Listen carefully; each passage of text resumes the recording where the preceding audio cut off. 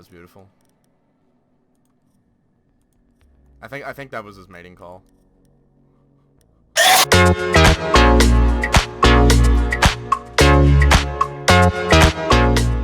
How's it going, everybody? Welcome back to the Gregor Gaming Experience, and in this episode, we're going to be taking a look at the first of the Year 2 DLC operators in a very similar fashion to how I looked at all of the Year 1 operators. But since we're talking about 2 and not 28, I get to be a little more specific.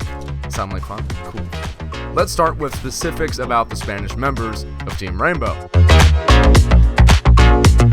So, National Geographic gets 3 specific weapon options that are both usable by Jackal and Mira. 1 primary and 2 secondaries. The primary is a pump-action shotgun. The I-26L though the gun looks incredibly badass, you won't really see the thing being used that much. This isn't necessarily because it's garbage. It's just that the other primary weapon options you get are so good. I'll talk about these other guns later. Just keep in mind that its sights are pretty blocky and obtrusive. And like a lot of pump shotties, I think the hollow sight pairs with it well. Its cycling time is a little bit slow though, just keep that in mind. He's coming in from up top, watch out. However, probably more interesting are the secondary weapons that the Spanish get. The Spanish handgun is a solid sidearm with good damage output over range. It has a strong kick pattern that goes up and to the right, basically in a straight line, but you're not supposed to spam shots with handguns anyway, so that's not really an issue. I can't get him. Jesus Christ. These operators also have the unique distinction of being the only ones who get a secondary shotgun. That's also probably the reason why the primary shotgun is basically never used, because in the event that you actually need a shotgun, you can have this thing. Smoke weed, nerd. Really big fucking hole coming up. Oh, fuck! I said that at the perfect time. Yo, check it. Check this kill cam, man. Wow. I think I like that shotgun. Yeah, the secondary is really good. Or you can have 2 shotguns. If you really want 2 shotguns. Jackal has 3 primaries. The shotgun we talked about earlier, and 2 fully automatic primaries. We'll get to those later. Jackal's gadget, the step-in sensor, allows him to find opponents by scanning their footsteps. Naturally, he's very good at hunting down lurkers and roamers, like Knifey Bitch and Bald Bastard. Now, what about the assault rifle? Well, It's fucking good! Get the fuck out of here! this gun has virtually no recoil, but it has high DPM and good damage over range. It's basically a laser beam, and it doesn't have the small magazine size issue that Hibana's primary AR has. Due to the fact that the gun doesn't have that much recoil, I find that it actually works pretty well with an angled grip. It's a setup that I've seen a couple of high-level players use, and I don't think it's necessarily a bad idea.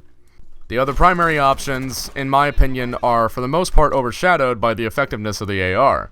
The PDW is a quirky choice with a pretty high rate of fire and a big drum mag. You can do suppressive fire with it, I guess, which is cool. But I find myself missing the stopping power of the AR sometimes. It suffers from the same problem that the primary shotgun suffers from in that sense then. Ultimately, I'm not saying you have to pick a certain primary with Jackal, but you really can't go wrong with the AR. You have the choice between flashbangs and breaching charges.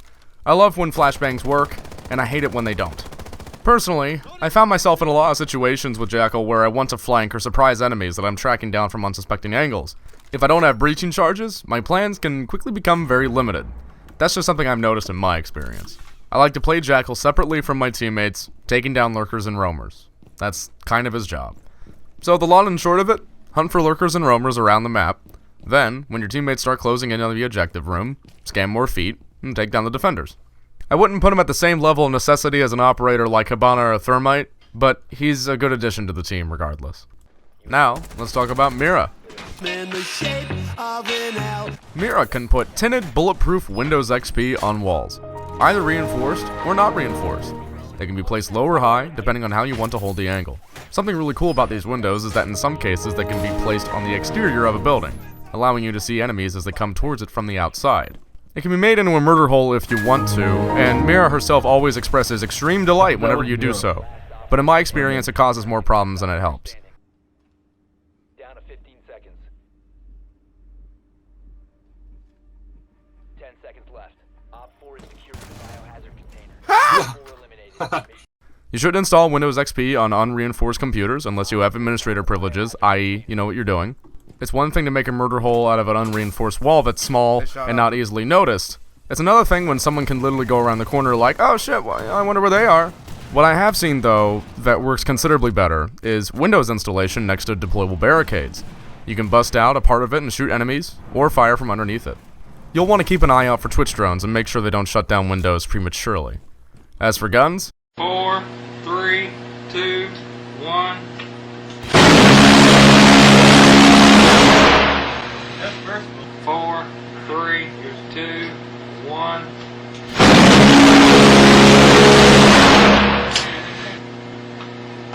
4, 3, 2, 1.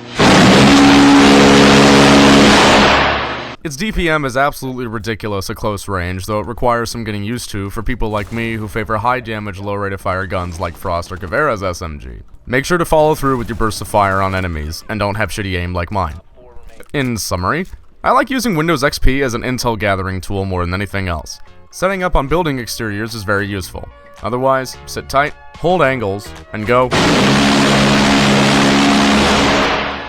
How's it going, Space Cadets? Thanks so much for watching this video. If you liked it and you missed my video on all of the Year 1 operators, you can check that out as well. And I'm also going to be doing videos for the Polish, Hong Kong-based, and Korean operators coming out in Year 2. So subscribe, give the video a thumbs up, and stay tuned.